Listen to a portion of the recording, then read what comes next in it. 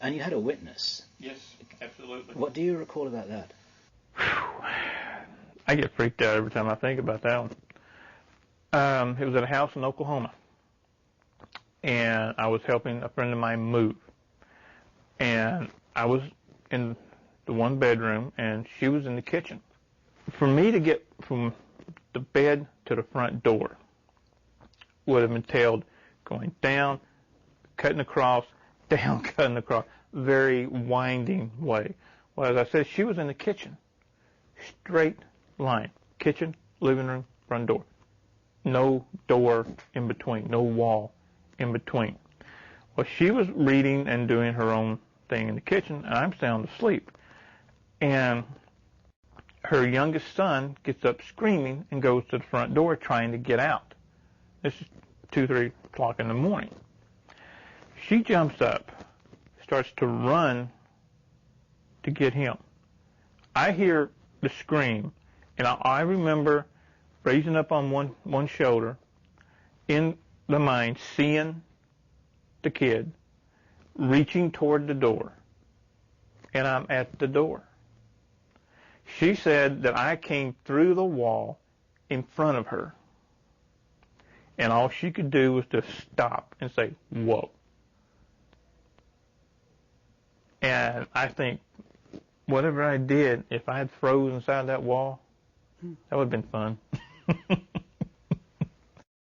My grandfather, my mom's mom, was a full-blood Cherokee, and he gave me the name of Gray Feather.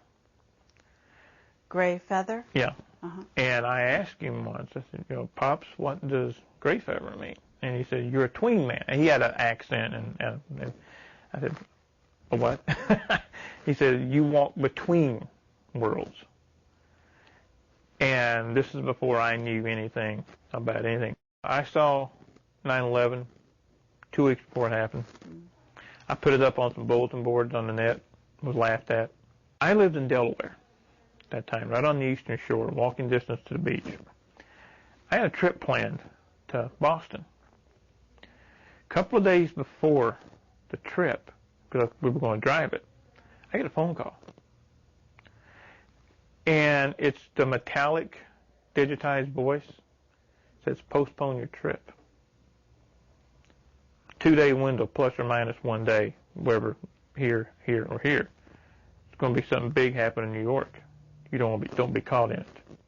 Now, have you had other premonitions that haven't come true yet? Yeah.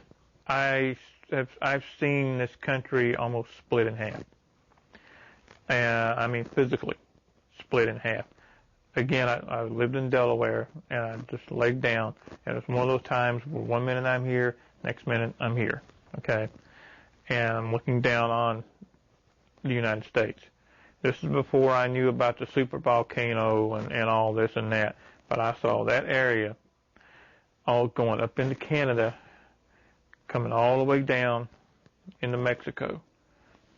The whole western part of the country split off from the rest of the United States.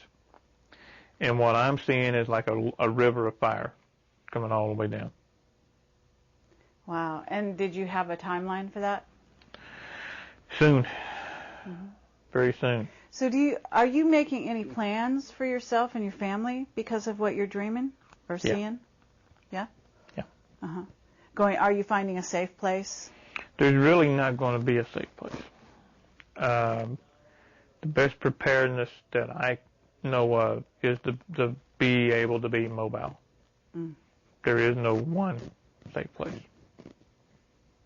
Okay. I started to go public when I lived in Delaware, after an attempt was made on my life. So when was that, approximately?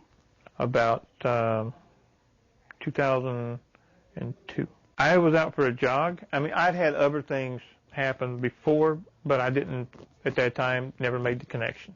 Okay? Now I make the connection. I was out for a jog, and it's in the wintertime, and I hear a motorcycle.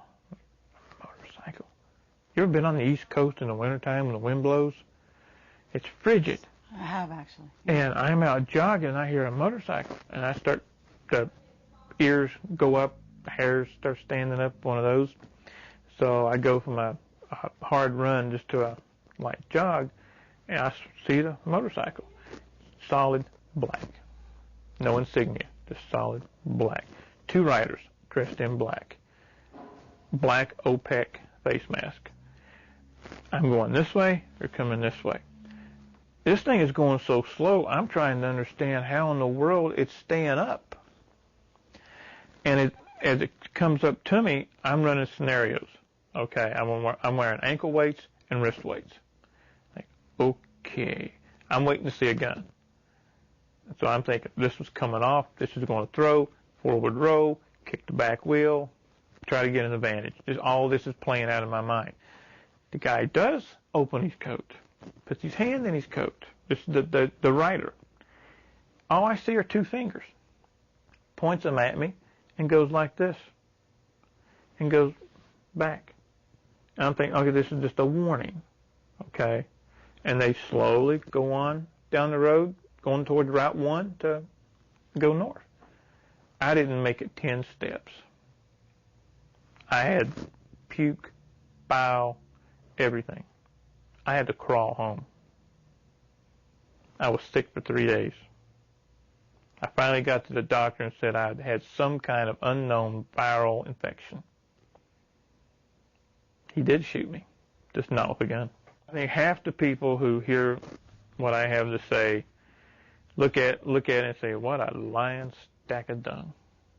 This is so much BS. There is no way any of this could happen, et cetera, et cetera, et cetera. Well, I'll give a response that I gave a guy on a radio show one night. I wish that were true. I'd love to be able to take a pill every day and have a nice life. But I can't, because it did happen. And I don't have the whole story myself. And I may never get it. What happened to me, you know, and I know, I told about how they split the personality. That's just the tip of the iceberg, okay? I remember the beatings, to being thrown naked into a refrigerator room because I couldn't get something right.